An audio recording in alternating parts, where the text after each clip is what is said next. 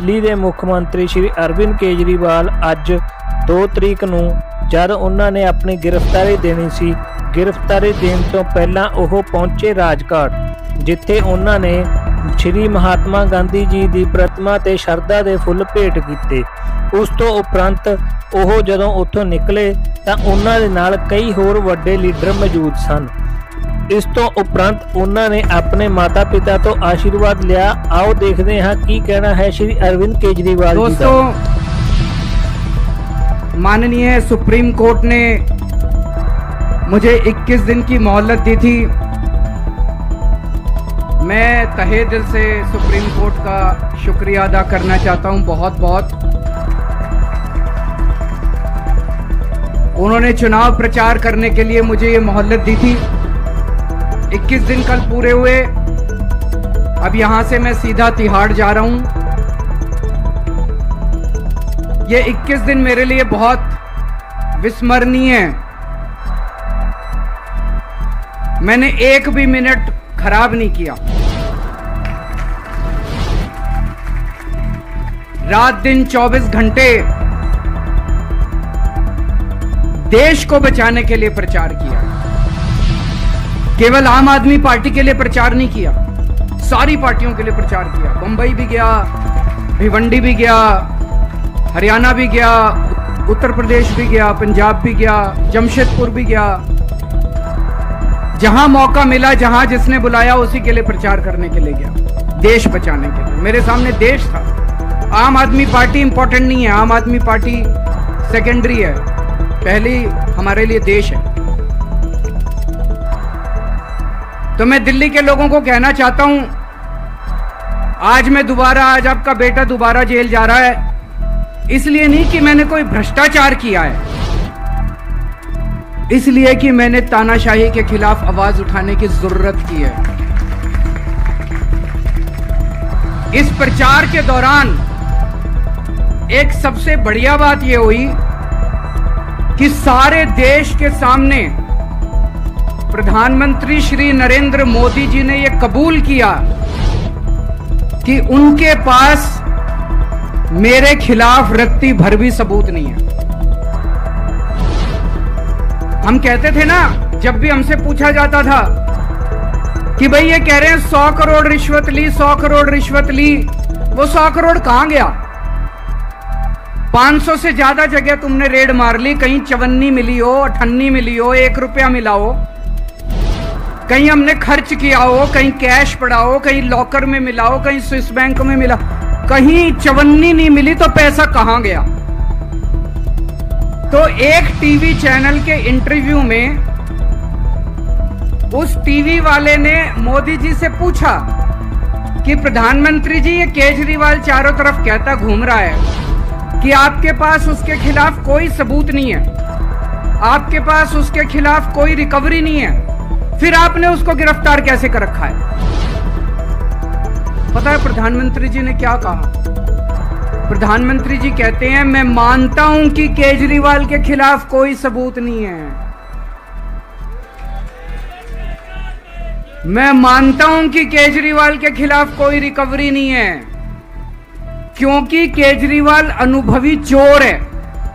चलो मान लिया मैं अनुभवी चोर हूं, तुम्हारे पास सबूत तो नहीं है, तुम्हारे पास रिकवरी तो नहीं है, तो यूं ही डाल दिया मेरे को जेल में, बिना सबूत के डाल दिया मेरे को जेल में, बिना रिकवरी के डाल दिया जेल में।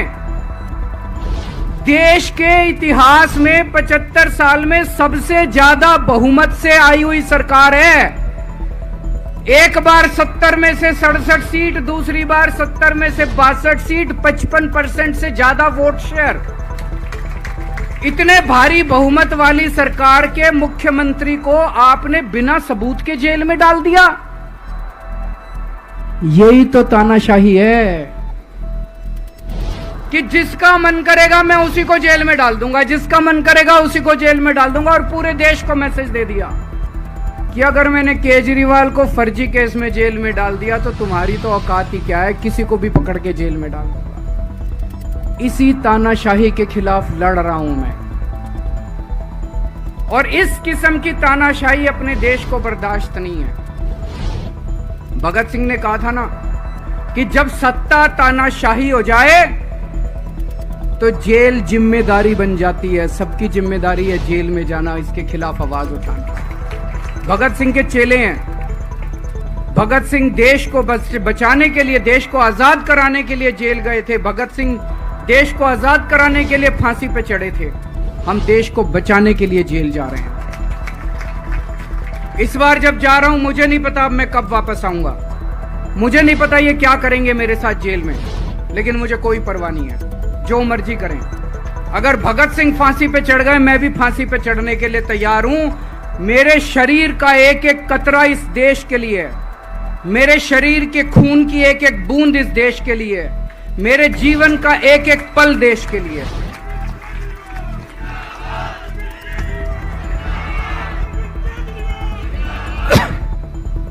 अभी मैं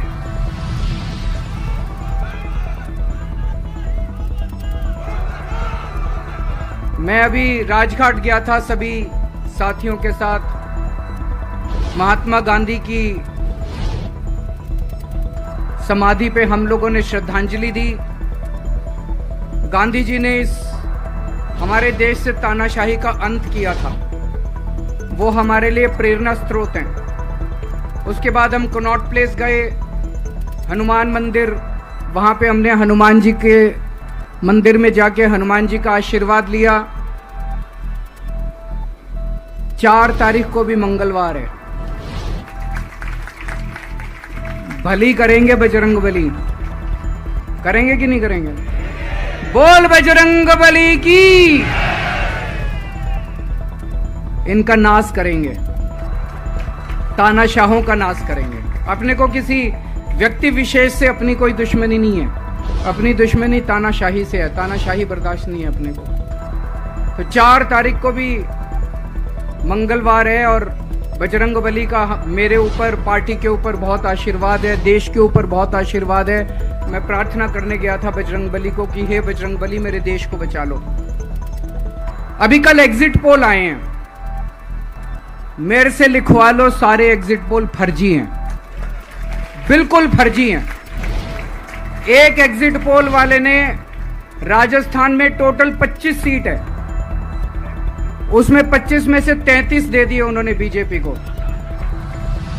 ऊपर से आया होगा भाई बीजेपी को ज्यादा देने हैं, तो उसने कहा मोदी जी क्या याद रखोगे आप भी, आपको 25 में से 33 दे दिए। तो पूरा का पूरा फर्जी है, पूरा एग्जिट पोल फर्जी है। लेकिन असली मुद्दा ये है, इनको गिनती से 3 दिन पहले फर्जी एग्जिट पोल कराने की क्या जरूरत थी, ये समझने वाली बात है। मेरे को भी समझ नहीं आया। कई सारे लोगों की कई सारी बातें चल रही हैं। एक ये चल रहा है कि इन्होंने मशीनों का घोटाला कर दिया, लेकिन मैंने संदीप पाठक को भी बोला है और मैं सारे इंडिया गठबंधन की पार्टियों को बोलना चाहता हूं, अपने अपने काउंटिंग एजेंट को बोल दो, पूरी तरह से सतर्क रहे। आखिरी तक अगर हार भी रहे हैं तब भी उठ के ना आए। कई बार क्या होता है, 1 राउंड में, 2 राउंड में, 3 राउंड में हार गए तो उठ के चले जाते हैं। उठ के नहीं जाना। सबसे लास्ट में रैंडम जितने बूथ होते हैं, ईवीएम मशीन होती है, उसकी पर्चियां पड़ती हैं। उन पर्चियों में से 5% पर्चियां उठाई जाती हैं। उन 5% ईवीएम की मैचिंग वीवीपैट की स्लिप से कराई जाती है। वीवीपैट पे जो स्लिप है उसकी काउंटिंग होती है, जैसे बैलेट पेपर की काउंटिंग होती थी, और उसकी काउंटिंग और ईवीएम की चेकिंग होती है दोनों की। एक भी मशीन अगर मैच ना करे तो वहां चुनाव रद्द कर दिया जाता है। तो अगर आपने ये चेकिंग कर ली वहां पे, तो इसका मतलब फिर ईवीएम का घोटाला हम बचा सकते हैं। फिर ईवीएम के घोटाला अगर कर रखा इन्होंने तो हम उसको एक्सपोज कर सकते हैं। तो सब लोगों ने लास्ट तक रुक के, आपका कैंडिडेट हार भी रहा है तब भी आखिरी तक रुक के आपको ये ईवीएम की चेकिंग करा के आनी है, ईवीएम और वीवीपैट की मैचिंग करा के आनी है। एक थ्योरी ये चल रही है कि इन्होंने इतना ज्यादा सीटें इसलिए दिखाई क्योंकि इनके लोगों ने शेयर मार्केट में इन्वेस्ट कर रखा है, और कल जब शेयर मार्केट खुले तो बम्पर होगा, तो ये अपने शेयर बेच बाच के अब खुद तो निकल लेंगे, बाकी एक थ्योरी ये चल रही है कि अफसरशाही पे दबाव डालने के लिए अगले 3 दिन में अफसरों से उल्टे सीधे काम कराने के लिए एक माहौल बना दिया गया। भाई आ तो हम ही रहे हैं, तो हमारी बात मानो, उल्टे सीधे काम करो, काउंटिंग में गड़बड़ कराएंगे, सब कुछ करेंगे। लेकिन फिर से मैं कह रहा हूं, अपने को, अपने काउंटिंग एजेंट, ARO, सब RO, सब लोगों को अपने को ट्रेन करके भेजना है और अपने को चौकन्ना रहना है। बाद में हम कहते रहे इन्होंने ये कर दिया, उसका कोई फायदा नहीं होगा। अभी अपने को चौकन्ना रहना है। एक थ्योरी ये चल रही है कि अगर इन्होंने कल ही कम सीट दिखा दी होती एग्जिट पोल वालों ने, तो हो सकता है कि इन दोनों के खिलाफ RSS में और BJP में कल ही बगावत शुरू हो जाती। 4 तारीख तक इंतजार ही नहीं होता, हो सकता है। तो कई सारी थ्योरी चल रही हैं, लेकिन अपने को सतर्क रहना है, चौकन्ना रहना है। मेरा अपना मानना है कि 4 तारीख को इनकी सरकार नहीं बन रही है। ये एग्जिट पोल से घबराने की जरूरत ही नहीं है, माइंड गेम है इनका, माइंड गेम खेल रहे हैं। आपको डिस्करेज करने के लिए, डिप्रेशन में डालने के लिए बिल्कुल नहीं जाना। आप उससे जाओ कि आप जीत रहे हो, आप अपने उस कॉन्फिडेंस से जाओ कि आप जीत रहे हो, और आखिरी तक आपको बैठे रहना है, किसी भी हालत में बैठे रहना है आपको। हमें हर एक को लड़ना पड़ेगा। ये चुनाव किसी पार्टी का या किसी नेता विशेष का नहीं है। ये चुनाव इस देश को बचाने के लिए है, इस देश में जनतंत्र को बचाने के लिए है। जिसके लिए भगत सिंह, गांधी जी सब लोग लड़े थे, वही माहौल आज है। जिस तरह से हमने अंग्रेजों को हटाया था, आज इस सत्ता को अपने को हटाना है। तो मैं आप सब लोगों का, सभी साथियों का बहुत बहुत शुक्रिया अदा करना चाहता हूं। बहुत साथ मिला आप लोगों का इन 21 दिनों में। अब जब भी मैं लौट के आऊंगा फिर मिलेंगे आप लोगों से। तब तक के लिए अलविदा।